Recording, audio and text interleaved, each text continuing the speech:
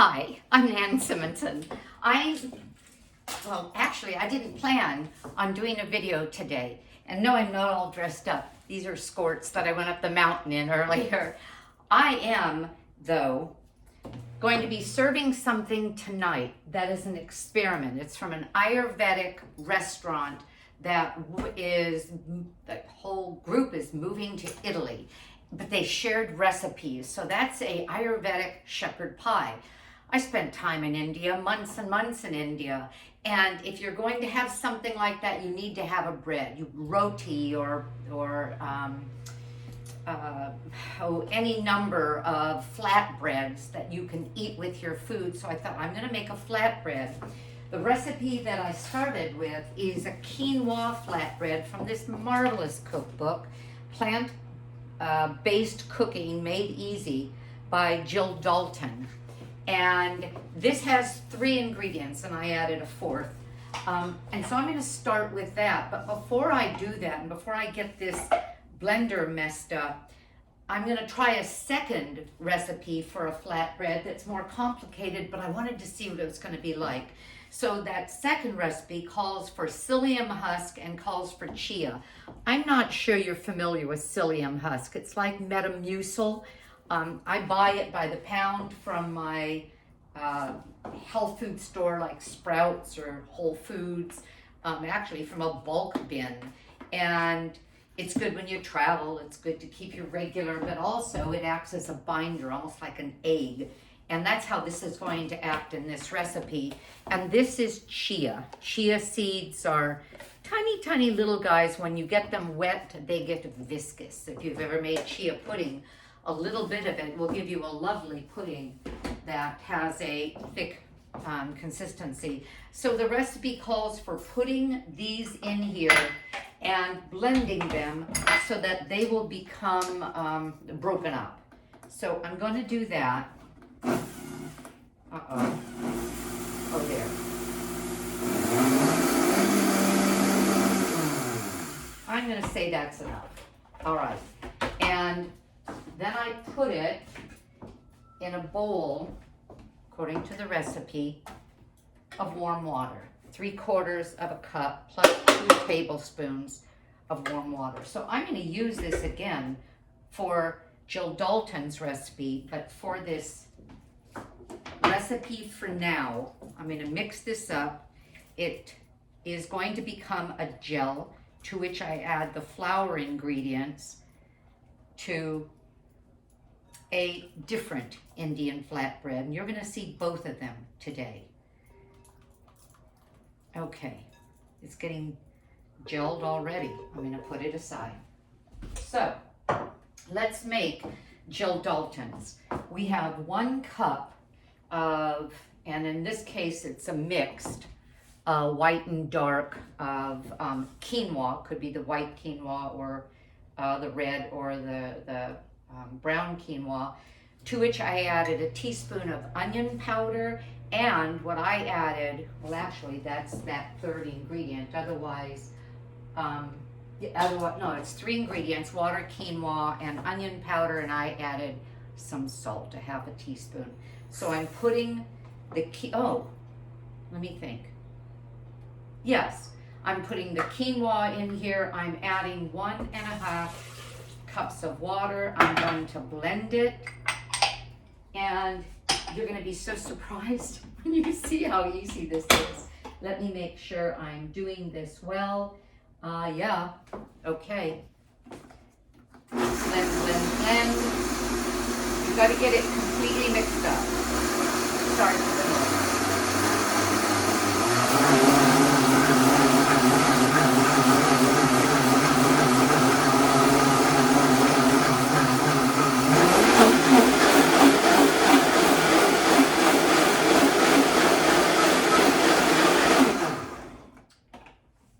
To tamp it down.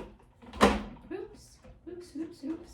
A high-speed blender is so handy to have. The Vitamix is often on sale at Costco, and it just has a motor that few others have that can take a longer grind time of more difficult ingredients. I think any blender could do this, but for example, my smoothies in the morning, all this chunky stuff, beet and carrots, celery and apple and veggies and just on and on.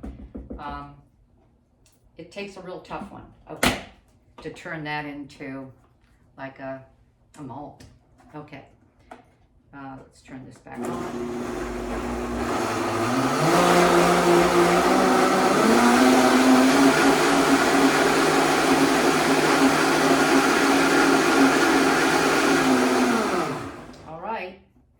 We're done. What I'm going to do now, which as I said may surprise you, is to simply pour it on a baking dish. Some people call these cookie sheets. It's actually technically a jelly roll pan if it has the sides. So we're pouring it into a jelly roll pan lined with parchment paper.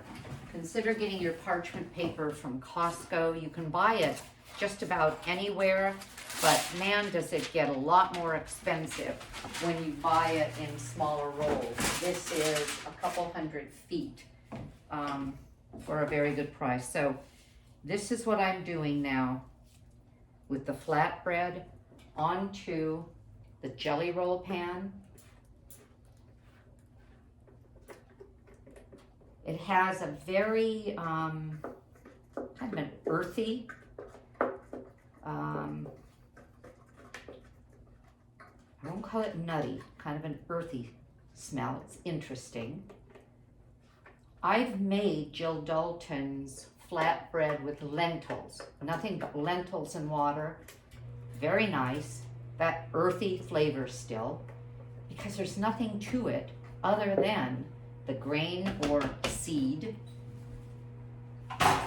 and water and a little bit of flavoring. So I'm pushing this to all sides. Can you see? Yes.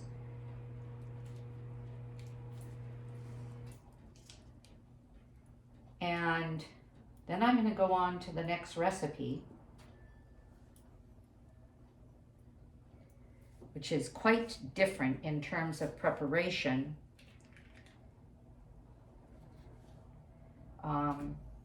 And probably in flavor, but both are going to give me a flatbread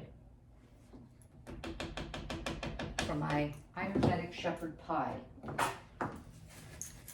I have 10 people coming to dinner next Saturday for the birthday of one of them, and I'm making the shepherd pie in a big pan. This is the experiment to be sure that there's nothing I want to change. And I want to have a basket of some kind of a flatbread that is also Indian. So I'll be back to you in just a bit.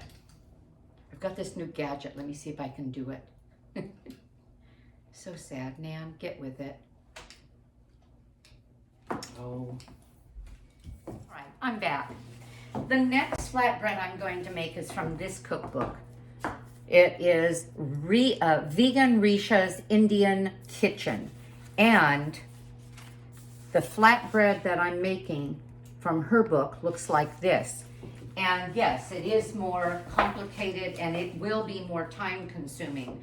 I began by mixing the combination of the chia and the psyllium husk that you saw me working with into 3/4 cup of water plus 2 tablespoons. And then I mixed together amaranth flour. It could have been amaranth or sorghum flour. So it was whole amaranth that was broken up. I decided to use amaranth because I got this from Bob's Red Mill, and no GMO, vegan, as well as organic and gluten-free, because this is rather nutritious. 1/4 cup of it, 140 calories, 4 grams of fiber, 5 grams of protein. That's a good solid combination of nutrients. 2 grams of fat, which is natural to it. So a cup of that, some tapioca flour, or could have been cornstarch, which is nothing but starch. And I don't buy most gluten-free breads because most of them are made out of these starches, rice starch, cornstarch, or tapioca starch, and that's all. This is a whole grain that also has some starch to it, and it has the chia and the psyllium to add some fiber. To all of that, I added a little bit of salt, just 1/4 of a teaspoon. I added some baking powder, some garam masala. I want to show you this. This is from Frontier Co-op brand spices. They're organic. Garam masala is a combination of Indian spices, and you could buy any brand and it's going to be slightly different, but the basics of it is cardamom, cinnamon, cloves, cumin, organic black pepper, and coriander. And boy, if you could smell that. I used to walk the streets of Mumbai and get their, that's when I drank milk. I am a whole food plant-based, no animal product at all. But this was, 10 years ago. And I would get the chai tea, the chaiwalas, the fellows that were on the roadside selling chai tea or any number of foods of questionable origin. I would pick up a cup of chai tea because they're very, very beautifully spiced, and garam masala is part of that flavor.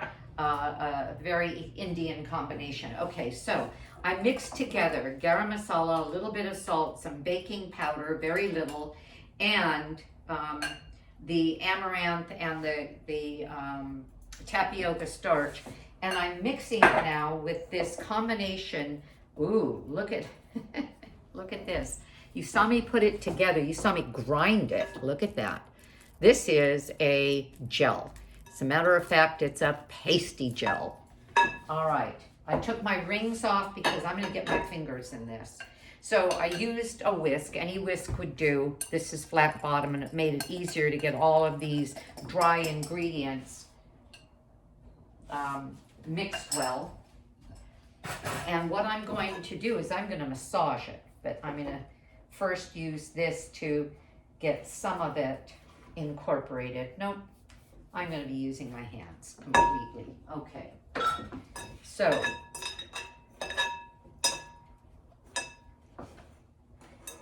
it's kind of fun to play with, and as I'm moving it, it's sticky, but then I'm putting it back in a pile of the flour, and then it's dry, and then I move it back to where my hands are in the middle of the paste and it's sticky again. It's kind of fun to play like this. And I'm going to be getting 12 balls out of this. It's arbitrary. I could get fewer, I could get more. But to get about a 6-inch roti, I'm going to make 12 little balls out of it. And this is the type, or this is what is going to take time. I'm going to be rolling them. After I mix this, I'm going to let it set a while. 5 minutes is what they call for. I am not going to be doing anything with this for probably an hour. So I'll be back to you when I'm about to, an hour and a half, to do something with it. But I'll be breaking them into balls, keeping that covered so they don't dry out, rolling them. I spent a month at a yoga center in India, in Mumbai. Spent the entire month there, an ashram, and got a yoga teaching certificate, which I never used. That was 10 years ago, right after my first husband passed away, and I was just kind of cruising. It was just a few months after, and didn't use it, but still got the training, and that's when I fell in love with yoga and Ayurvedic medicine. This centuries-old way of looking at health. Okay, now I'm getting this to become a bowl. Okay, so I suppose the easiest way, and I think I'll do that. I think the easiest way for me to get 12 even pieces would be to turn it into a log and cut the log into 12 even pieces. What do you think? I sort of think so. All right. So I suppose what I'll do is cut it in half and then cut the half in half. Will it work that way? Will I get 12? And then each half in, each quarter in thirds. I think that'll do it. All right. So, you want to see what I do to get things in half?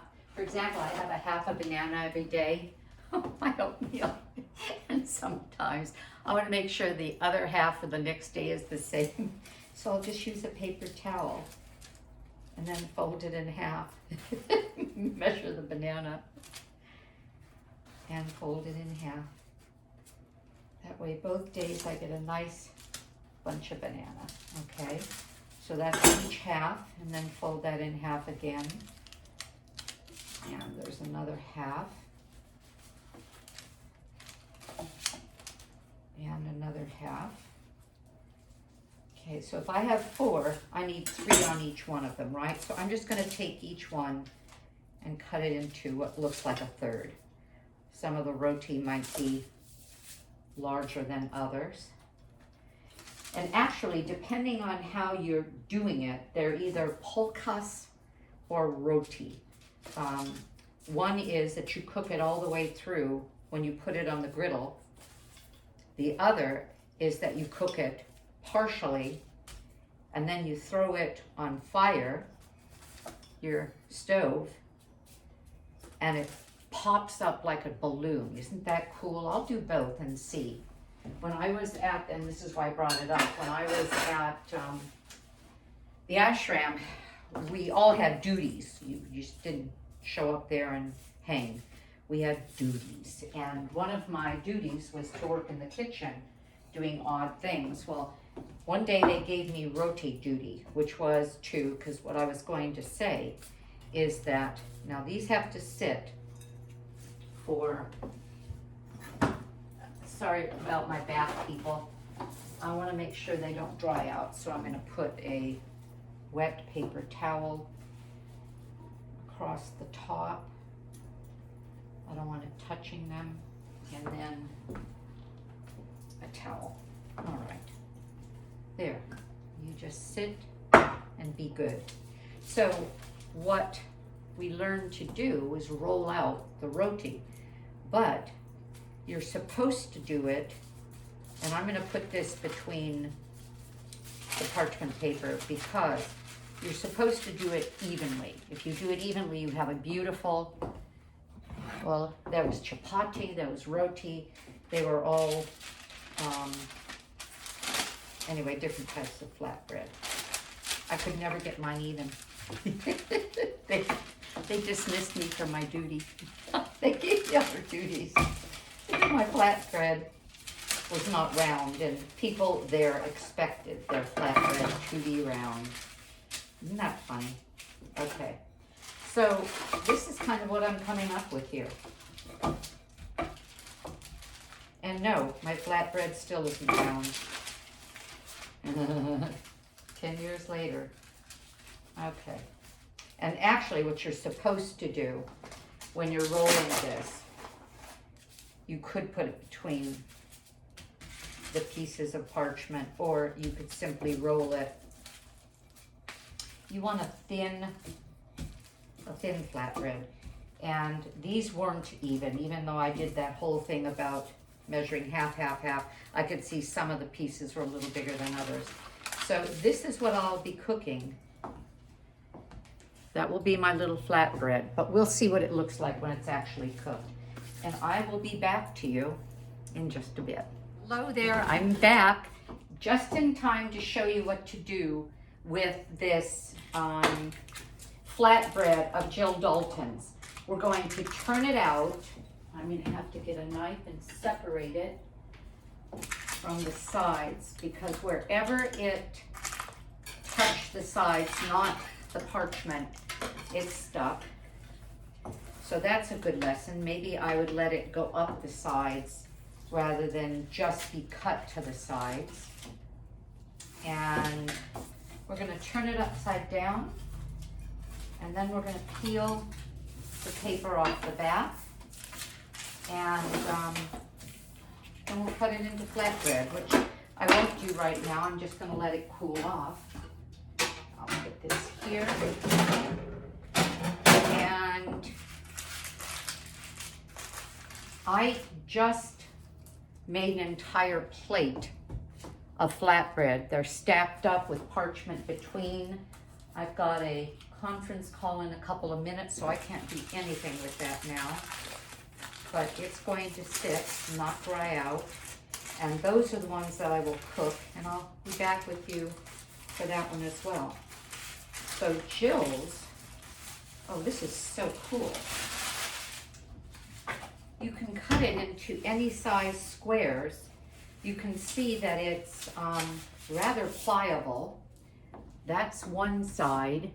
That's kind of fun. It looks like chipboard. And that's the other side. I think I like this side better. And I'm going to taste. Oh my goodness. That is yummy. We've lost the lights. I'll be back to you. Hello, I'm back. All right. You saw that I flipped the quinoa flatbread out of its jelly roll pan, let it cool. I used a pizza cutter to cut it into squares. Do you see how pliable they are? I could use this to hold anything, almost like a wrap. So I could have cut these much larger. What are they? They're water and quinoa and some onion powder and a half a teaspoon of salt, may have been a quarter, half a teaspoon for this entire bunch of flatbread. I tried it with some of my roasted red pepper hummus. You'll find this on my cooking channel as well as on my website. This is half a jar left. Makes about 2 cups. And this, it's delicious. What a great way to have a bread that is whole grain. What was this? This was quinoa ground up in water. Where do I put this? I'll leave it there. Okay, so this was about as round as I got my roti. And what I did with it is I put it on the parchment paper, put another piece on top, and I rolled from the middle. It took me a while to get it even this round. What we're supposed to do, according to Risha in her cookbook, is make one at a time, and that's what we were doing at the ashram kitchen, but I'm not patient enough. I rolled them all out, put them under plastic. I'm putting them on a griddle that I sprayed lightly with an avocado oil and wiped right back off again. It's a non-stick Presto griddle. I love this thing. It's really quite large. But when I put the first one on, bam, it stuck. So I did this, and we're getting a minor amount of oil in there. This way I can cook a large number at a time. Now we're only cooking them for several seconds, letting them get lightly brown. when I was in India, and a recommendation on her book is to, well, not a recommendation, an alternative, is to brown them completely in a pan. And we used something that was just a steel pan. It could be a wrought iron pan. In this case, it's a griddle. And she said in her recipe, if you get the book, it's a marvelous book. She said we could put these one at a time on a burner, and putting it on the stove burner, I did this with one of them, can allow it to puff up. The air, the moist air just makes it puff. I tried it on 2 of them. They got too blackened. I put the fire lower and they still got more brown than I wanted. And they puffed a little, but not into what I've seen before, which is just a big puff ball. So I'm not going to do that, but if you try this, you can play around with it and see what you think. These are finished. I tasted one, I really liked them. The first side was, it browned slightly differently than the second side, which is just fine. And I'm going to cook the other ones, and that will be it. Easy, fast, a great way to get bread.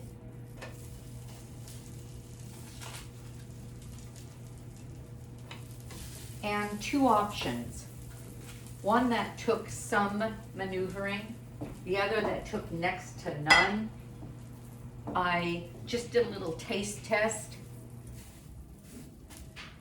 This cooked and the quinoa cooked. And you know what? I like both of them. I think they're wonderful. And you can experiment and see what you think. I hope you're having a great day. I know I am. Somebody asked, Nan, do you end your videos by saying subscribe and like? I said, no, why should I?